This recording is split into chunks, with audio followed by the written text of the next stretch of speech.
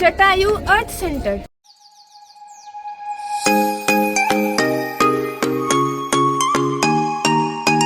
Hello everyone, সবাইকে good morning আর নতুন একটা ব্লগে তোমাদের সবাইকে ওয়েলকাম। এখন আমরা আছি ভারখালাতে, সকাল বাজে 8টা, রেডি শেডি হয়ে গেছে দেখতেই পাচ্ছ। যাবো এখন বিচে, 2 মিনিটের জাস্ট রাস্তা। বিচটাতে একটু ঘুরবো, কিছু খাবো দাবো, তারপর একটা দারুণ জায়গায় যাবো, সেটা হচ্ছে জটায়ু। জটায়ুটা কি বলে, বিগেস্ট বার্ড স্কাল্পচার, সেটা দেখতে যাব। সো লেটস সি গোটা ভিডিওতে আজকে কি কি করা হয়, চলো ভিডিওটা স্টার্ট করি। ভারখালার ক্লিফের ওপর থেকে সমুদ্রের পুরো ভিউটা তো গতকালকের ভিডিওতে তোমরা দেখেইছো। দেন ভাবছিলে কি যে নিচে নামবে কেমন করে, এইরকম প্রচুর কিন্তু সরু সরু সিঁড়ি আছে যেগুলো কিন্তু প্রচণ্ড খাড়া, তাই বয়স্ক কেউ এলে খুব সাবধানে কিন্তু স্নিকার ক্যারি করো। আমাদের তো বেশ কষ্ট হলো নামতে। আজকে তো স্নান করার কোনো প্ল্যান নেই, বাট স্টিল সমুদ্র দেখলেই তো আমার জলে নামতে ইচ্ছা করে, একটু হাঁটু ভিজিয়ে নিলাম। আর এই হচ্ছে নিচ থেকে পুরো বিচটার ভিউ, যেটা কিনা ভীষণ সুন্দর। আর সকালবেলা তো এত ফ্রেশ এয়ার, উফ দারুণ লাগছে। ক্লিফের ওপরটাতে তো প্রচুর ক্যাফে আছে, গতকাল দেখেইছিলে। তো বিচ টিচ ঘুরে এখন একটু খিদে পেয়ে গেছে, তাই ভাবলাম একটু ঠান্ডা ঠান্ডা কিছু খাওয়া যাক। কোল্ড কফি আর একটা চকলেট শেক অর্ডার করলাম। আর এই ক্যাফেটার অ্যাম্বিয়েন্সটাও কিন্তু দারুণ। তো এখান থেকে খাওয়া দাওয়া করে এখন আমরা বেরিয়ে পড়েছি সাইট সিন করার উদ্দেশ্যে। ভারখালার খুব পপুলার একটা জায়গা, সেটা হচ্ছে জটায়ু আর্থ স্কাল্পচার, ওটার জন্য এখন বেরিয়ে পড়েছি, যেটা কিনা আমাদের হোটেল থেকে অলমোস্ট কিন্তু 27 কিলোমিটার দূর। ডিস্টেন্সটা শুনে একদমই ঘাবড়িও না, কারণ রাস্তাঘাট কিন্তু ভীষণ স্মুথ আর গুগল ম্যাপের ডিরেকশনটাও এত ইজি, যারা আমার মতন একটু ভুলভাল করে ফেলে তারাও পৌঁছে যায়। যদি আসছো ভারখালা, এরকম একটা স্কুটি কিন্তু রেন্ট করে নিও, কারণ ট্রাস্ট মি বহুত এনজয় করবে। আর এটাই তো বয়স ভাই একটু অ্যাডভেঞ্চার করার, কারণ বাকি হ্যাঁ বেকার দিন।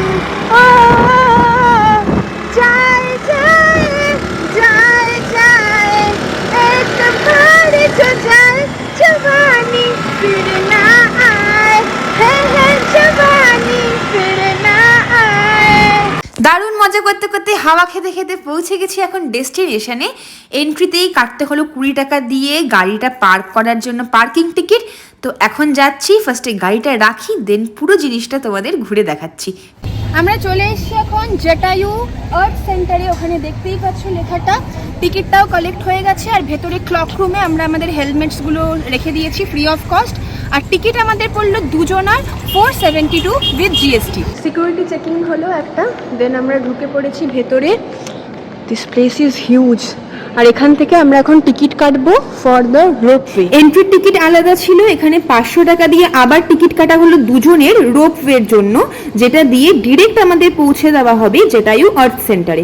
তোমরা যদি রোপওয়ে না নিয়ে ভাবো হেঁটে যাবে, সেক্ষেত্রে অলমোস্ট 806টা সিঁড়ি করে কিন্তু উঠতে হবে, যেটা কিনা প্রচন্ড হেক্টিক এই গরমে। তাই আমরা ভাবলাম রোপওয়েতে দারুণ ভিউ এনজয় করতে করতেই যাই। আমরা বসে পড়েছি রোপওয়ে ভেতরে, and it begins.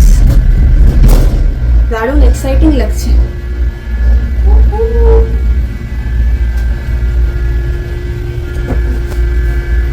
দূরে দেখা যাচ্ছে পুরো জায়গাটা, ওইখানে আমরা পার্ক করেছি ওই জায়গাটাতে। টোটাল এরকম 4টে বক্সেস আছে। বসে যাবো না, পাহাড়ের একদম উপরে নিয়ে যাচ্ছে এটাকে। দূরের ভিউটা দেখো, পিছন দিকের ভিউটা দেখো, নীলাদ্রি পেছনের ভিউটা দেখো, ওইগুলো নেমে যাচ্ছে। এক একটা স্লটে হয়, ওই জন্য কিছুক্ষণ ওয়েটিং ছিল আমাদের 10 মিনিটের। দেন এই ভিউটা দারুণ লাগছে দেখতে। উপরে রামের মন্দির আছে, মানে রামের পায়ের ইয়ে আছে। হ্যাঁ, অ্যাকচুয়ালি জটায়ু ইনসিডেন্টটা তো রামের সাথে লিঙ্ক। আর জেনারেলি এই বক্সেস গুলোতে 8 জন করে আসে। তো আমি যখন আসছিলাম তখন মনে ভাবছিলাম যে 8 জন এলে তো পুরো গ্যাদারিং হয়ে যাবে অনেক। দেন তারপরে আগের গুলোতে এরকম বেশি বেশি করে লোকই উঠেছে, লাস্টে আমরা 2 জন ছিলাম আর এই বক্সেসটাই ছিল, আর আমরা হয়ে গেছি 2 জন। কি মজা লাগছে, মনে হচ্ছে একদম প্রাইভেট আমাদের জন্য এটা দিয়ে। নীলাদ্রি বলছে যে তুমি হনুমানের ভক্ত, তো তাই জন্য তোমাকে হনুমান এরকম ভালো করে একটা ট্রিটমেন্ট দিয়ে নিয়ে যাবে। আর এইখানে দারুণ হেলিপ্যাডও আছে ওই জায়গাটাতে। হেলিকপ্টার রাইডও হবে কদিন পর থেকে, চালু হয়েছে এখনো স্টার্ট হয়নি না? আচ্ছা, কদিন পর থেকে শুরু হবে এটা। এরকম সিঁড়ি করে যাওয়ারও পুরো ব্যবস্থা আছে, যারা চাও হেঁটেও যেতে পারো, বাট আমরা প্রেফার করলাম রোপওয়েতে যাব। অলমোস্ট পৌঁছে গেছি। সামনে থেকে এই হচ্ছে হিউজ স্কাল্পচার, আর এটা হচ্ছে ওপর থেকে পুরো শহরের ভিউ। উফ, ভীষণ সুন্দর। এখানে ছোটখাটো টি স্টলও আছে, নিচেও ছিল, যদিও কেউ চাও খেতে পারো। সুন্দর একটা লন এরিয়া এদিকে, সব মিলিয়ে ভীষণ সুন্দর। ওই দূরে আছে রাম মন্দির, এখন টুয়ার্ডস রাম মন্দির যাওয়া হবে। এইটা হলো রাম মন্দিরের এন্ট্রান্স। এখানে আছে মন্দির। খুব একটা লোক এখানে আসছে না, না এখানে তেমন একটা ক্রাউড নেই। নিচে যেরকম ক্রাউড ছিল সেরকম খুব একটা ক্রাউড নেই, বাট এত পিসফুল জায়গাটা, মানে মনে হচ্ছে এখানে 3-4 ঘন্টা কাটিয়ে দেই। এত শান্তি, একদম নিশ্চুপ চারিদিকটা। কেমন লাগছে তোমার? ওয়ান্ডারফুল, সত্যি ভীষণ দারুণ। এটা হলো শ্রীরামের পায়ের চিহ্ন, খুব সুন্দর। ব্যাকগ্রাউন্ডে কি সুন্দর রামের গান বাজছে শোনো। আর রামের মূর্তিটাও কিন্তু একদম মন জুড়ানো, যদিও ওটা ক্যাপচার করা অ্যালাউড ছিল না, তাই দেখাতে পারলাম না। এইটা হচ্ছে এখানের সেলফি গ্যালারি। এই জায়গাটাতে পুরো সবাই পিকচার্স তুলতে পারো, কারণ কি এখান থেকে পুরো শহরের দারুণ একটা ভিউ আসবে।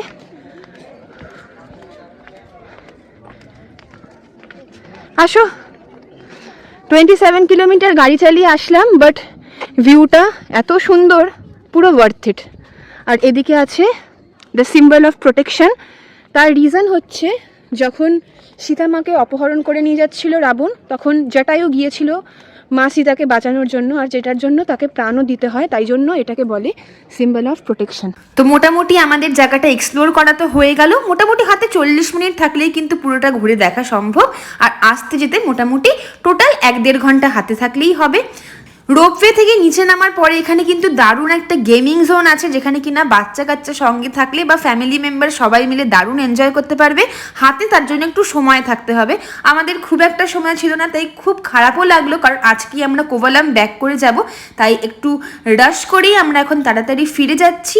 কোভালামের জন্য আমরা কিন্তু আজকে ট্রেনে করে যাব। তো ফার্স্ট এখন যাব হোটেলে, দেন গাড়িটা ওখানে ফেরত করতে হবে, দেন যাব ভারখালার স্টেশন, যেটার নাম হচ্ছে শিবাগিরি। সকালবেলায় তো আমরা ভারখালার রুম চেক করে দিয়েছিলাম, চেক আউট করেছিলাম, দেন লাগেজগুলো ওখানেই ছিল। জেটায়ু থেকে ঘুরে ফার্স্ট লাগেজ কালেক্ট করলাম, দেন আমরা চলে এসেছি এখানে ভারখালার স্টেশনে। এখান থেকে আমরা ট্রেন নেব টুয়ার্ডস কোভালাম, যেটা আমাদের টাইম লাগবে অলমোস্ট 45 মিনিটস। তো এই পুরো জার্নিটায় আমরা কিন্তু প্রচুর টাকা বাঁচিয়ে ফেলেছি, কারণ যে ক্যাব আমাদের নিয়ে যেত কোভালাম, সে চার্জ করেছিল 2700, আর আমরা 350 টাকার টিকিট কেটে এখন যাচ্ছি টুয়ার্ডস কোভালাম। চড়ে পড়েছি আমরা ট্রেনের মধ্যে, আর দেখতেই পাচ্ছ পুরো ট্রেন কিন্তু ফাঁকা, যদিও আমরা কারেন্ট রিজার্ভেশনেই কিন্তু টিকিট কাটলাম। দেখতে দেখতে মাত্র 40 মিনিটে আমরা কিন্তু পৌঁছে গেছি এখন ত্রিবান্দ্রম স্টেশনে। দেন নিলাম একটা অটো, যেটা আমাদের কাছ থেকে নিল 400 রুপিস। আমাদের এখন হোটেল বুক করা আছে লাইট হাউস বিচে। এখন আমরা চলে এসেছি আমাদের কোভালামের স্টেটাতে, এটার নাম হচ্ছে বিচ ফ্লোরা ইন। এইদিকে দারুণ পুরো সি ভিউ আছে। এখন চেক ইন প্রসেস হবে, নীলাদ্রি গেছে তাই চেক ইনগুলো করতে। বিচ ফ্লোরা ইনের রুমটা খানিকটা এরকম দেখতে, একেবারেই সিম্পল সাদামাটা, বাট পরিষ্কার পরিচ্ছন্ন, এটুকুই আমাদের আশা ছিল আর কি। এখন একটু ফ্রেশ হলাম, স্নান করে এসছি, কিছু একটা খাওয়া দাওয়া করবো এখন। এইটা হচ্ছে আমাদের স্টে। রুমগুলো মোটামুটি ভালোই, ডিসেন্ট টাইপের আছে, পরিষ্কার পরিচ্ছন্ন। এখানে নীলাদ্রি বসে পড়েছে খাবে বলে, আর এইটা হচ্ছে আমাদের রুমের সামনে বিচটা। ওইটা হচ্ছে লাইট হাউস, আর সুন্দর একটা ক্লিফ টাইপেরও আছে এখানে, ভিউটা এই জন্য খুব সুন্দর লাগছে। আর ওই দিকেও বেশ সুন্দর ওই জায়গাটা।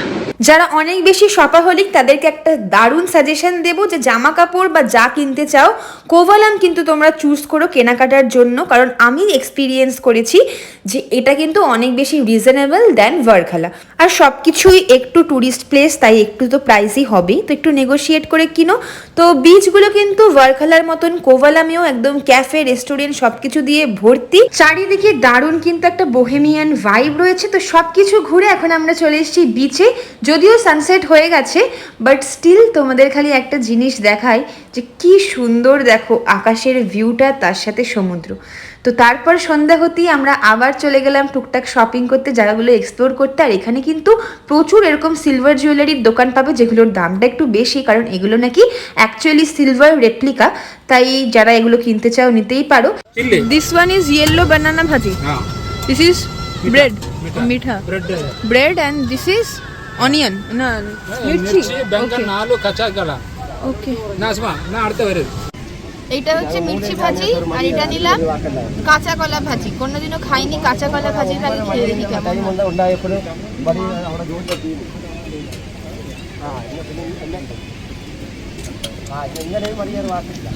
নাইস। শুধু কাঁচা কলাই আছে, তুমি মির্চিটা খাও, মির্চিটা তোমার ভালো লাগবে। এখানে কিন্তু সবকটা রেস্টুরেন্টের বাইরে এরকম লাইভ একটা ফিশ স্টল থাকে। লাইভ বলছি কারণ কি, যা মাছ তোমরা চুজ করবে এখান থেকে তখনই ওটা বানিয়ে দেবে। কাঁকড়া থেকে শুরু করে লবস্টার, চিংড়ি, বহুত কিন্তু ভ্যারাইটি আছে। আর এমন কিছু কিছু বিদেশি মাছ নামই শুনিনি ওগুলোর। একটা ডিসেন্টসা হোটেল দেখে আমরা এখন এসছি একটু পেট পুজো করতে, রাতের ডিনার করব। আর তার সাথে একদম সমুদ্রের ধারে এখানে ক্যান্ডেল লাইটেরও ব্যবস্থা করে দিয়েছে। তো যারা আমার মতন ওয়াইফ আছো, এসব ক্যান্ডেল লাইট ডিনার এসব একটু পছন্দ করো, তারা কিন্তু এখানে এলে দারুণ এরকম সুযোগ সুবিধা পেয়ে যাবে। তো এখন এই সমুদ্র দেখতে দেখতে আমরা খাবারটা এনজয় করি। আর কি, আজকের ভিডিওটা এখানেই শেষ করছি। সবাইকে গুড নাইট, দেখা হচ্ছে পরের নেক্সট ভিডিওতে। টিল দেন সবাই খুব ভালো থাকো, আর ভিডিওসগুলো ভালো লাগলে চ্যানেলটা সাবস্ক্রাইব করে দিও। আর হ্যাঁ, লাইক শেয়ার করতে একদম ভুলো না। টাটা।